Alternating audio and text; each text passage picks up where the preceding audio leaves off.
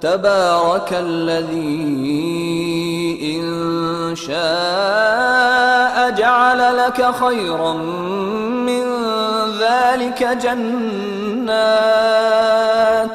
جنات تجري من تحتها الأنهار ويجعل لك قصورا بل كذبوا بالساعة وأعتدنا لمن كذب بالساعة سعيرا إذا رأتهم من مكان بعيد سمعوا لها تغيظا وزفيرا وإذا ألقوا منها مكانا ضيقا مقرنين دعوا هنالك ثبورا لا تدعوا اليوم ثبورا واحدا وادعوا ثبورا كثيرا قل أذلك خير أم جنة الخلد التي وعد المتقون كانت لهم جزاء ومصيرا لهم فيها ما يشاءون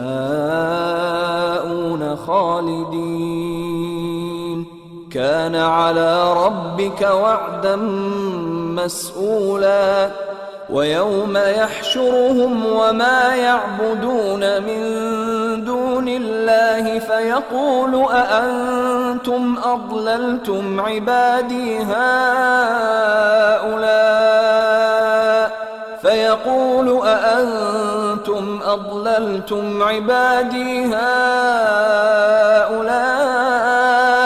أم هم ضلوا السبيل قالوا سبحانك ما كان ينبغي لنا أن نتخذ من دونك من أولياء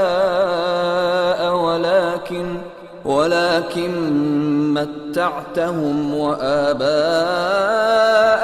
حتى نسوا الذكر وكانوا قوما بورا فقد كذبوكم بما تقولون فما تستطيعون صرفا ولا نصرا ومن يظلم منكم نذقه عذابا كبيرا وما أرسلنا قبلك من المرسلين إلا إنهم ليأكلون الطعام ويمشون في الأسواق وجعلنا بعضكم لبعض فتنة أتصبرون وكان ربك بصيرا वो अल्लाह बहुत बाबरकत है जो अगर चाहे तो तुम्हारे लिए इससे बेहतर चीजें बना दे, यानी बागात जिनके नीचे नहरें बह रही हों, नीज तुम्हारे लिए महल बना दे। बल्कि ये तो क़यामत ही को झुटलाती हैं, और हमने क़यामत के झुटलाने वालों के लिए दोज़ख तैयार कर रखी है। जिस वक्त वो इनको दूर से देखेगी तो गजबनाक हो रही होगी, और ये उसके जोशे गजब और चीखने चिल्लाने को सुनेंगे। और जब ये दोज़ख की किसी तंग जगह में जंजीरों में जकड़ कर डाले जाएंगे तो वहां मौत को पुकारेंगे।